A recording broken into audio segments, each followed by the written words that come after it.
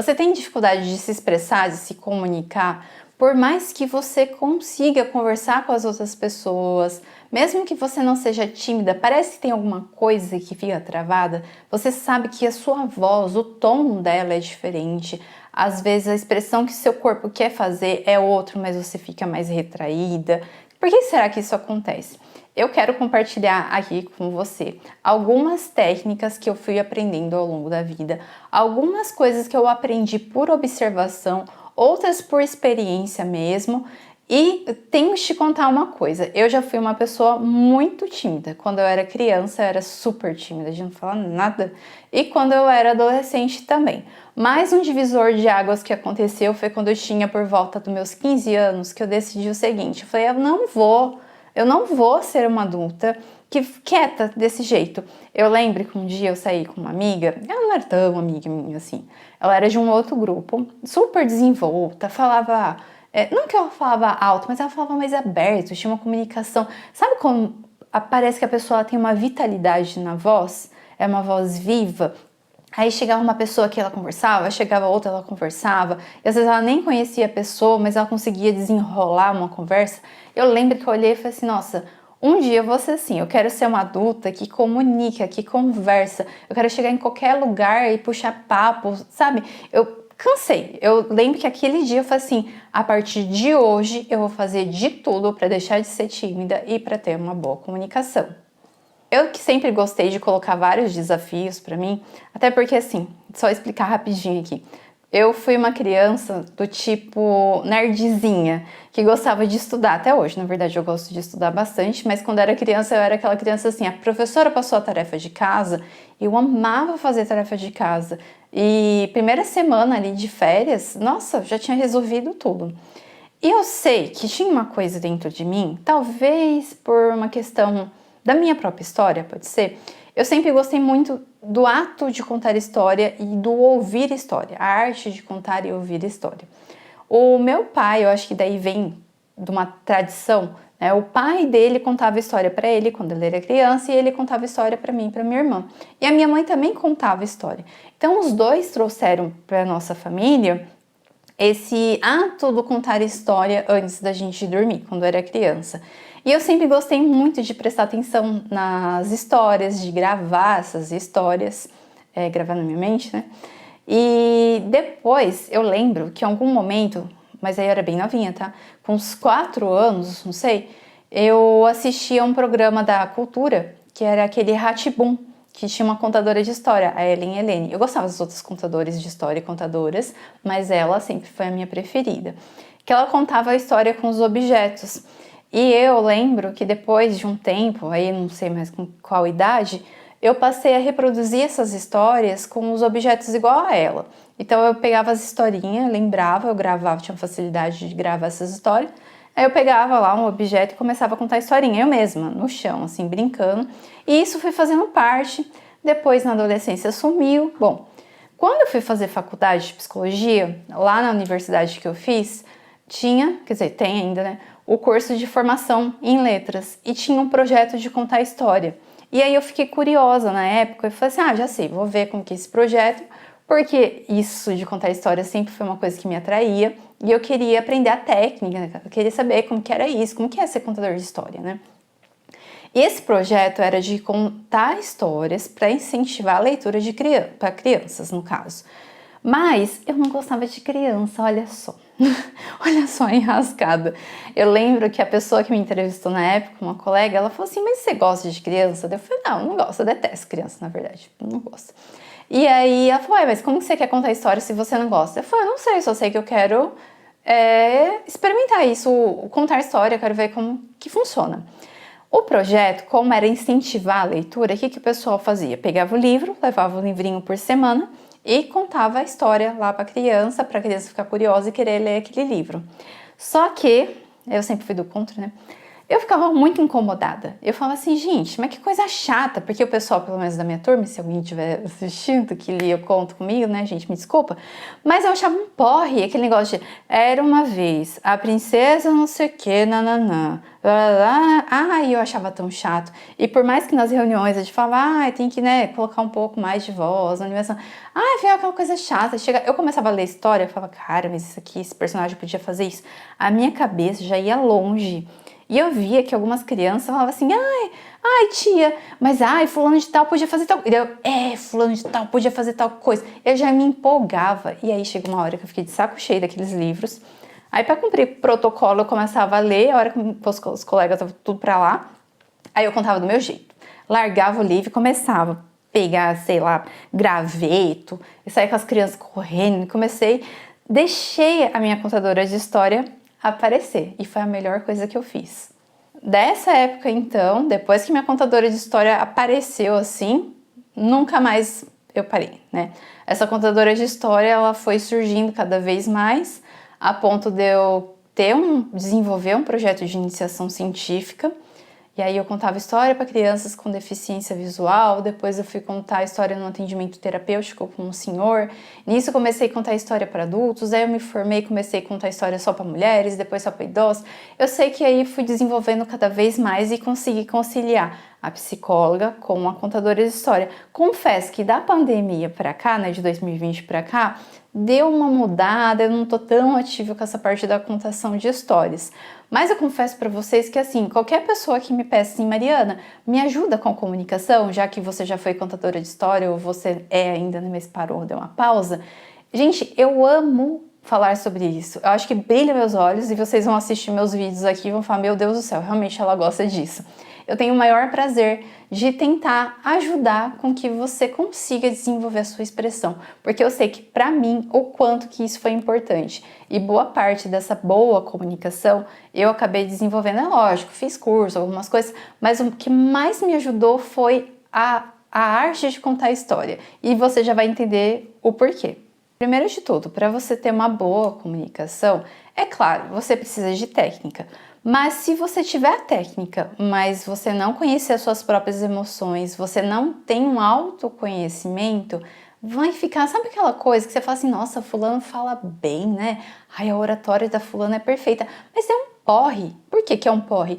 Porque ela não tá se colocando, não aparece a personalidade da pessoa, não aparece a emoção da pessoa, não tem... A voz da gente, ela tem brilho, ela tem cor. Sabe quando você assiste uma aula muito legal de um professor, mas aí você fica assim, acha um saco? Ou você vê uma palestra de uma pessoa que você sempre sonhou, mas a hora que você assiste, você fica assim, gente, não, o assunto é muito interessante, mas que era mesmo? Aí eu dá vontade de dormir, é porque a voz da pessoa é meio cinza, é monótona, fica só com aquela coisa, não tem brilho, não sai do lugar. Aí cansa. Se você conhece as suas emoções, você consegue transitar por elas e se expressar com as suas emoções, você tem esse domínio, fica muito fácil. Às vezes você não domina tão bem aquele assunto, mas aquele brilho todo que você coloca chama a atenção do outro. Eu vou contar para você a minha história de uma fase ali da minha vida, de um desafio que eu passei, que eu quis passar também, né? E aí eu quero que você preste atenção, eu contando as nuances que acontecem quando eu conto essa história para você. Não me lembro ao certo qual ano que foi, acho que foi em 2011, acho que foi 2011, acredito que sim. Teve um evento na minha faculdade que era sobre literatura. E esse projeto era sobre literatura infanto-juvenil. E a proposta foi trazer pessoas de outros países. Eu lembro que veio gente da Espanha, de Portugal, tudo. Era um congresso internacional. E o professor que coordenava, que era um professor de letras, que coordenava esse projeto de contação de história que eu participava, ele fez o convite para o nosso grupo de contadores de história para fazer apresentações durante o evento. E isso foi muito legal, porque daí tirava um pouco daquela coisa teórica, apesar que como era sobre sobre literatura, tinha um quê ali de criatividade, era tudo muito legal, mas ele tinha essa proposta nos intervalos, na abertura, no fechamento, de ter a história acontecendo. Agora vamos para um detalhe aqui. Eu, apesar de eu sempre gostei assim, eu coordenar grupo. Eu participo de grupo, mas acho que eu sempre fui uma pessoa assim, ou eu tenho que ser a líder aí coordenando, ou eu não gosto muito de fazer as coisas em grupo, tenho que ser sincera. Bom, aí eu fazia parte desses contadores de história e eu lembro que o pessoal se reuniu assim, fulano e beltrano vai contar aqui, nananana, em grupinho, em duplinha e tal. E eu falei, eu quero contar a história sozinha. Porque daí eu já tinha umas questões minhas ali com o grupo, que eu não concordava com umas coisas, que eu queria contar a história, ser a contadora de história sem ficar grudada no livro. Não que eu não conte história lendo o livro, até porque eu posso até colocar um vídeo em algum momento fazendo isso. Mas eu gostava mais daquela coisa da contadora de história que é quase que é teatral, que você coloca a roupa, você pega a sua maletinha, tira as coisas de dentro, como se fosse um mágico, sabe assim? Ou pega os objetos e conta historinha, igual lá no Rá-Tim-Bum, do programa do Rá-Tim-Bum e tal. E aí, tinha uma história da Sherazade que dá um início, no caso, que são vários contos, né? O Mil e Uma Noites. E para você entender como que começa o Mil e Uma Noites, tem a Sherazade que vai contar a história pro rei por Mil e Uma Noites, tá? Eu escolhi essa história, aí eu falei pro professor, ele achou muito boa a ideia, ele falou, então tá bom, você vai contar, gostei da sua ideia, e ele era bem rígido assim, tal, na abertura do evento. Aí eu fiz assim, meu Deus, onde que eu fui me meter? Mas como eu sempre gostei de um bom desafio, eu falei, vamos lá, né? Porque eu tenho uma parte minha assim que gosta de se aparecer, eu falei, vou. Mas, naquela época, gente, eu não era tão assim, tão aberta que nem sou hoje, que tô aqui gravando e tudo. Eu tinha uma certa timidez ainda, naquela época. Por muito tempo eu fui tímida, né, na minha vida, imagina. Fazia, acho que 2, 3 anos que eu tinha deixado de ser tímida, acho que foi. Esse projeto de contar histórias me ajudou muito a desenvolver e perder a timidez. Tá, eu sei que eu montei a história toda feliz, aí eu separei uma blusa que eu tinha, que era uma blusa meio árabe, indiana, sei lá o que era. Prendi o cabelo, coloquei um brinco árabe que eu tinha e tudo, que eu já gostava dessas coisas. E aí saiu a história.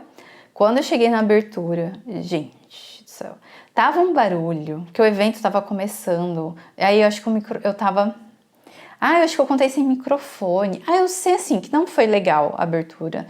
E não porque eu não tinha contado bem a história, mas porque tudo tava esquisito. Aí eu lembro que por um momento eu falei assim, tá bom, já contei a história, acho que quase ninguém escutou, vida que segue, é assim. A hora que eu saí do anfiteatro, o professor falou assim, Mariana, é o seguinte, tava muito barulho, não dá pra escutar a sua história direito, o pessoal ficou assim, nananã, vamos contar a sua história ficou muito boa, mas vamos contar no fechamento do evento. Aí eu vou te dar o microfone, a gente organiza tudo. Eu falei, meu Deus. Até hoje eu lembro do fio da barriga, no fio da barriga, e eu lembro que ele falou assim, olha, mas antes de você apresentar, você vai apresentar só pro nosso grupo e eu quero ver você contando história, porque ele queria adaptar, ele queria, né, melhorar o negócio ali. Eu falei, tá bom. Aí, eu lembro que ao mesmo tempo que foi uma coisa assim, nossa, que legal, eu vou contar a história no fechamento, eu fiquei muito nervosa, porque o professor, ele era muito exigente. Eu lembro que eu levei umas almofadas, que eu tinha as almofadas com a temática árabe, eu tinha um tapetinho persa, tinha várias coisas na temática, eu peguei tudo que eu tinha desse mundo, né, desse contexto, levei tudo, montei lá no anfiteatro, o professor ver. Aí ele sugeriu de eu fazer isso na mesa onde ia ficar os professores, mas antes os professores sentar lá, né, lógico. Aí eu peguei e joguei assim o tapete, ele falou, não, dele, né, orientou lá que eu tinha que fazer assim, com leveza, fazer assim e tal, nanã. E aí eu lembro que eu me senti mal, porque eu me senti criticada, eu falei assim, nossa, não tô fazendo nada direito, o professor não tá gostando, isso aqui.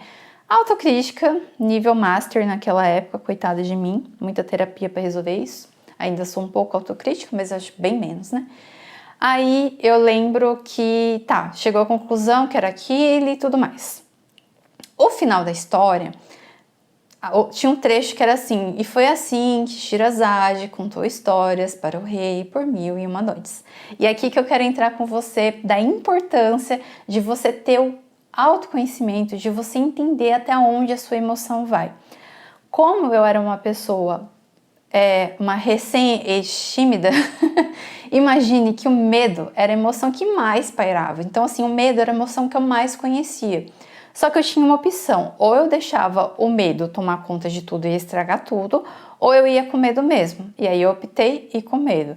O mais engraçado é que toda hora que eu tinha uma ideia, eu ficava com muito medo, mas ao mesmo tempo tinha muita coragem. Então eu falava assim, tá, eu tô com medo, mas para essa história ficar melhor, eu preciso disso. Ah, eu acho que eu poderia fazer aquilo. Aí me dava medo, mas a história ficava bonita, preciso disso aqui. E eu sei que foi me dando muito medo, mas muito medo, muito medo. E eu acho que eu cheguei no extremo do medo. Só que não tinha mais o que fazer, porque eu já tinha feito um acordo comigo que eu ia enfrentar todos aqueles medos. E que bom que eu fiz isso. Uma das coisas que é importante você conhecer das suas emoções é também você conhecer esse limite. Talvez eu tenha passado um pouquinho do ponto, pode ser que sim. Mas o legal de você conhecer as suas emoções é você saber como que você se expressa nelas. Naquela época, eu lembro que quando eu ficava com muito medo, eu tremia um pouco, eu tinha a tendência de encolher. Então eu sabia que para enfrentar o medo, o que eu tinha que fazer? Movimentos abertos. E aí eu lembro que eu falei assim, gente, eu vou ficar com muito medo de fazer isso, mas eu vou fazer. Então eu fui driblando o medo. A história era árabe, eu não sabia nada de dança árabe, apesar que hoje eu faço dança árabe, dança do ventre e tudo mais. E aí eu conversei com uma amiga, que ela era professora de dança do ventre, falei, me ensina assim, rápido, alguma coisa para eu fazer, para eu entrar, para ser a introdução dessa história. Porque eu pensei assim, só entrar no anfiteatro não vai ter graça. Seria legal eu entrar fazendo alguma coisa assim, né? Daí pensei lá, entrei com um véu lá árabe rodando assim e coloquei uma música árabe que ela sugeriu e aquilo deu a introdução da história. Porque eu tava com muito medo, então o que eu fiz? Eu queria já quebrar o negócio.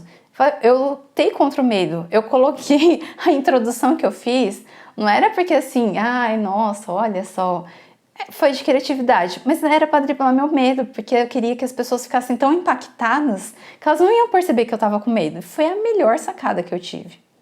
Então, por isso que é muito legal você conhecer as suas emoções, porque aí você pode transitar por ela e você vai dominar essa emoção do jeito que você puder dominar. Essa é a primeira dica, eu acho que é a mais assim importante de todas. Conheça a sua emoção e passeie por ela. Mas como que vai fazer isso? Calma que eu vou te explicar no próximo vídeo.